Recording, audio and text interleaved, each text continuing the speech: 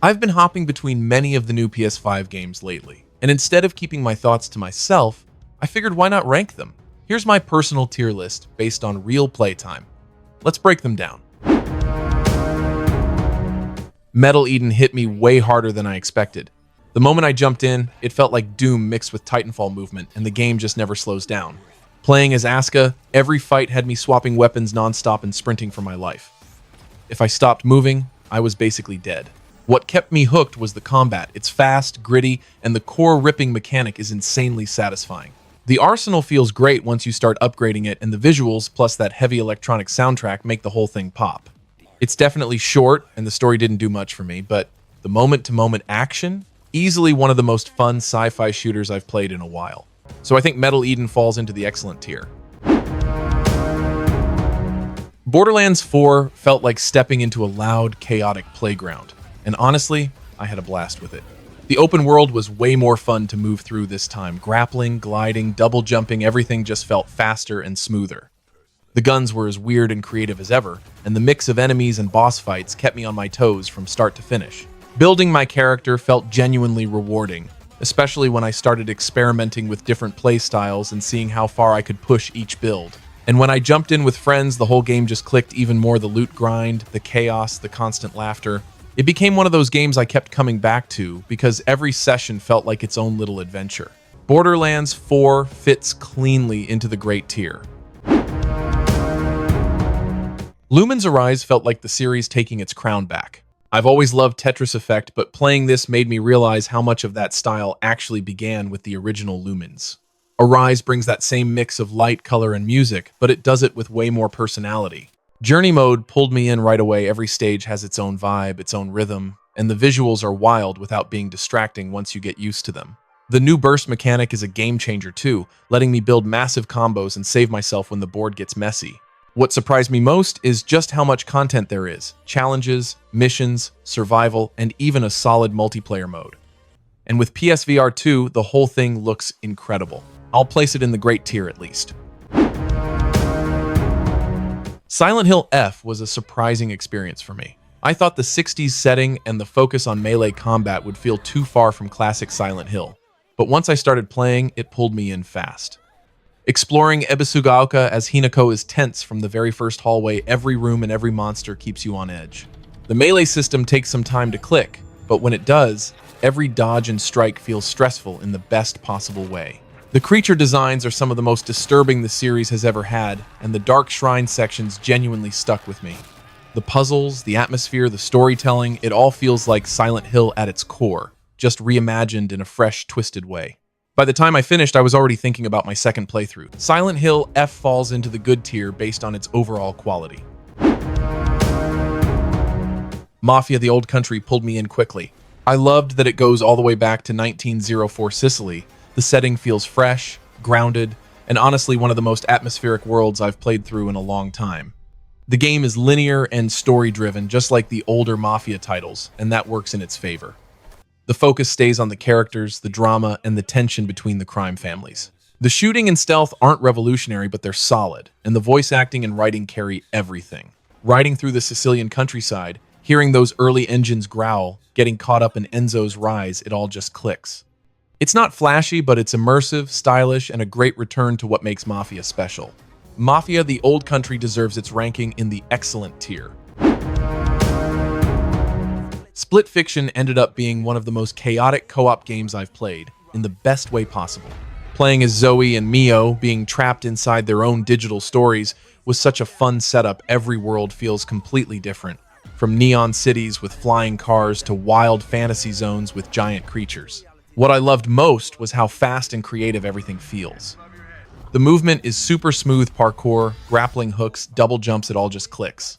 And the puzzles and teamwork moments kept my friend and me constantly talking, messing up, laughing, and trying again. It's just a really fun co-op ride that never stops throwing new ideas at you.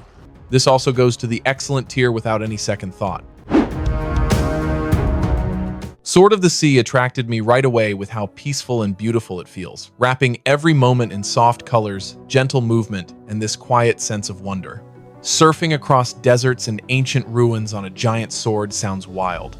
but the controls are so smooth that every glide and jump just clicks. The movement mixes fast. Flowing surfing with light platforming and landing little tricks in midair adds this nice sense of style. Exploring the world was simple but really satisfying, restoring life to dead places, seeing those bold colors fill the screen, and just taking in the dreamlike landscapes. The music and the haptic feedback make the whole thing even more immersive. It's a short adventure, but honestly, it's one I wanted to replay just to experience that movement and atmosphere again. Sword of the Sea holds a well-earned spot in the great tier. Trails in the Sky. First chapter has always been one of my favorite games, so jumping into this remake felt special. Seeing Estelle and Joshua's journey rebuilt in full 3D honestly made the world feel more alive than ever. Every town, every NPC, every little detail feels like it belongs. The new combat system is great too. You can strike enemies in real time or switch right into the classic turn-based style, which still has that satisfying layer of strategy and positioning I've always loved. The new translation doesn't hit the exact charm of the original, but everything else, the visuals, the animations, the combat, the atmosphere just feels right. Even with a few small changes, this remake captures exactly why I loved this game in the first place, and seeing it rebuilt like this just made the whole journey hit even harder. Trails in the Sky, first chapter belongs in the great tier. Right from the early hours, Death Stranding 2 created this uneasy, unpredictable feeling that kept me on edge the whole time. Exploring this twisted version of Australia as Sam felt completely unpredictable. One moment I was walking in silence, the next I was fighting through a sandstorm or trying to stay upright during an earthquake. The BTs are still terrifying, and they show up exactly when you don't want them to. Gameplay feels way smoother this time. Deliveries are faster, combat feels sharper, and the new tools from stealth upgrades to better vehicles to that blood boomerang make every encounter feel more flexible and fun. The visuals are stunning, the story hit me harder than I expected, and Kojima's weird, emotional style is all over it. When I finished, it was one of those games I couldn't stop thinking about. Death Stranding 2, On the Beach, firmly sits in the masterpiece tier. Jurassic World Evolution 3 hooked me fast, because it finally feels like the version of the series I always wanted. Managing a dinosaur park is still that mix of calm planning and sudden panic, but this time the systems feel deeper and smoother. Meeting each dinosaur's needs, researching fossils, breeding new generations, and keeping guests safe all blend into a really satisfying loop. The campaign does a great job easing you into the new mechanics, and seeing places like Vegas, Hawaii, and Europe turned into dino habitats is a lot of fun. The biggest upgrades for me are in-park breeding, better tools, and all the quality of life changes that make building and maintaining the park way easier. Even with a few technical hiccups, Evolution 3 feels like the strongest entry, yet a management sim that's relaxing until everything goes wrong. And that's exactly why I enjoyed it. I'll put Jurassic World Evolution 3 in the great tier. Final Fantasy Tactics, the Ivalice Chronicles instantly reminded me why I loved this series. Playing as Ramza and leading my squad through those tight, grid-based battles felt just as strategic as ever. Every move, every position, every ability really matters. The job system is still the highlight for me. Mixing more than 20 classes to build weird, powerful combos never gets old, and the remake makes it all feel smoother with faster battles and a much cleaner interface. The voice acting and the updated soundtrack add a ton of weight to the story too, making some scenes hit way harder than they did before. Overall, it's a classic brought back in the best way, familiar, flexible, and incredibly satisfying to play. It lands comfortably in the masterpiece tier. Revenge of the Savage Planet took a while to win me over. The first few hours were rough, the constant respawning at the same base, the awkward combat, and the clunky systems had me wondering if I should just go back to the first game. But once the game finally opened up and I started unlocking all the different types of goo, everything changed. The goos turned the combat and puzzles into this messy, creative playground, burning enemies, electrifying whole areas, sliding around on green goo, or chaining abilities together to solve problems in weird ways. The movement, the grappling hook, and the rail grinding all feel great once you get going. It's not perfect, and some of the humor and design changes didn't always work for me, but when everything clicks, the game is genuinely fun. Revenge of the Savage Planet lands solidly in the great tier. The moment my first hunt started in Monster Hunter Wilds, I knew this game was on a whole different level. The open areas are huge deserts, forests, mountains, and being able to explore them with no loading screens makes the whole world feel alive. Focus mode instantly became one of my favorite additions, because locking onto weak spots and actually planning my attacks feels way better than just swinging blindly.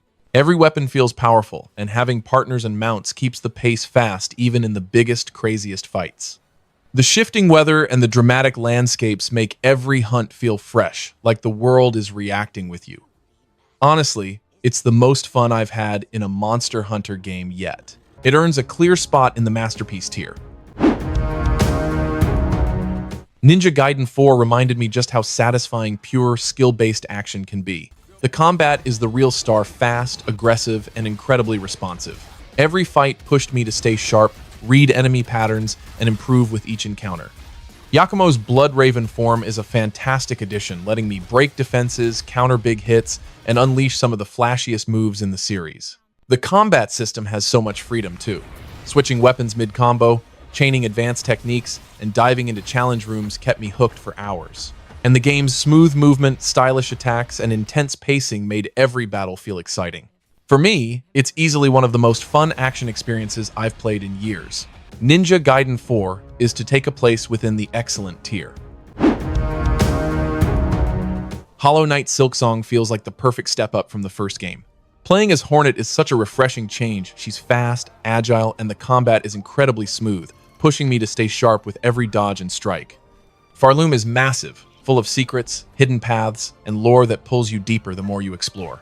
Every area looks stunning, from glowing underground caves to bright towers above, and the soundtrack gives the whole world this haunting, emotional atmosphere. It's challenging, beautiful, and full of heart, exactly the kind of sequel I've been hoping for. Hollow Knight Silksong stands out enough to be placed in the Masterpiece tier. Ghost of Yotei drew me in with how personal and intense the journey felt. Playing as Atsu and hunting down the Yotei 6 felt personal, and traveling through Izo made the whole journey even stronger. One moment I was fighting through frozen mountains, and the next I was walking across bright, painted-looking fields. The world is stunning. The combat quickly became my favorite part. Swapping between katanas, spears, and a chained sickle feels smooth and powerful, and mixing in pistols, smoke bombs, and fire attacks keeps every fight exciting. It's not trying to reinvent the open world, it's focused on giving you a stylish, brutal samurai revenge story, and it absolutely nails it. Ghost of Yotei deserves its place in the Masterpiece tier. The Blades of Fire was enjoyable for the weapon crafting reason. Using the legendary hammer feels great, and making my own weapons quickly became my favorite part of the game. I liked unlocking new blueprints by beating different enemies, and it was fun shaping each weapon, choosing the size, weight, and how it swings. Once I learned how to time my hits in the forge, crafting felt even better. There are a lot of weapon types too, so I kept trying new styles in combat. Finding rare materials and upgrading my favorite weapons made the progress feel real. And the big boss fights were awesome, giving me the perfect chance to use everything I built. Blades of Fire fits neatly into the good tier. Shinobi Art of Vengeance brought Joe Musashi back in the coolest way, and I loved every minute of it. The combat is fast, sharp, and really satisfying. Every encounter pushed me to react quickly, slice through enemies with precision, block attacks at just the right moment, and unleash powerful ninjutsu moves that light up the whole screen. The level variety impressed me too. One moment I was sneaking through quiet bamboo forests. The next, I was running across rooftops or fighting on top of a speeding train. Each area looks amazing and is filled with energy and detail. The game keeps that classic Shinobi spirit alive, but with modern visuals, smoother controls, and a ton of style. Shinobi Art of Vengeance is best placed in the excellent tier. Playing Dragon Quest 1 and 2 HD 2D Remake felt like stepping back into two classic RPGs, but with a completely fresh look. The new HD 2D art is beautiful bright colors, glowing towns, and detailed landscapes that make the world feel alive in a way the originals never could. The fully orchestrated music and the new voice acting during big story moments add even more charm. Dragon Quest 1 is still a simple, focused adventure, but the remake adds new scenes and characters that make the story feel fuller. Dragon Quest 2 really shines, with a bigger world, a full party, and more things to explore, plus new areas and upgrades that make it feel like the stronger game of the two. The combat is still very old school, so it can feel slow and repetitive at times. But quality of life features like autosave, faster battle speed, map markers, and a cleaner UI help a lot. For me, this remake feels made for fans who grew up with these games and want to experience them again in the best possible way. Dragon Quest 1 and 2 HD 2D Remake also fits perfectly into the excellent tier. Playing Metal Gear Solid Delta felt like jumping back into the original, just with smoother visuals and a cleaner look. It's basically Metal Gear Solid 3 rebuilt almost exactly the way I remember it, the same level designs, the same classic voice acting, and those unforgettable Cold War missions. The graphics look sharper now, but you can still feel the old game underneath, from the stiff animations to the quirky enemy AI. Even so, sneaking through the jungle, hunting for food, and taking down the Cobra unit still felt great. The new controls make everything easier to play, and that old-school arcadey stealth is still a lot of fun. It's not a big modern remake, but because I loved the original, this felt like a faithful and really enjoyable return to one of my favorite stealth games. Metal Gear Solid Delta. Snake Eater fully earns its position in the masterpiece tier. The Outer Worlds 2 felt like jumping back into a wild space adventure, but everything is bigger, funnier, and far more chaotic this time. Exploring strange planets ruled by greedy corporations was a blast, and the choices I made actually changed how missions and story moments played out. The new movement options, sliding, double jumping, and faster, smoother combat made every fight feel energetic and stylish. The weapons are over the top in the best way, from shotguns that melt enemies to powerful energy rifles that feel almost illegal to fire. My companions kept things entertaining with non-stop jokes, arguments, and the occasional helpful advice. With the expanded perks and flaws system, I had the freedom to shape my character exactly how I wanted. By the end, it felt like a louder, crazier, and more action-packed version of everything I loved about the first game. The Outer Worlds 2 clearly belongs in the excellent tier. Clair Obscur Expedition 33 is one of the most emotional and visually stunning RPGs I've played in a long time. The world of Lumiere feels alive and warm, and the story hits hard as you guide the 33rd Expedition to stop the Paintress, a force that can erase anyone with a single brushstroke.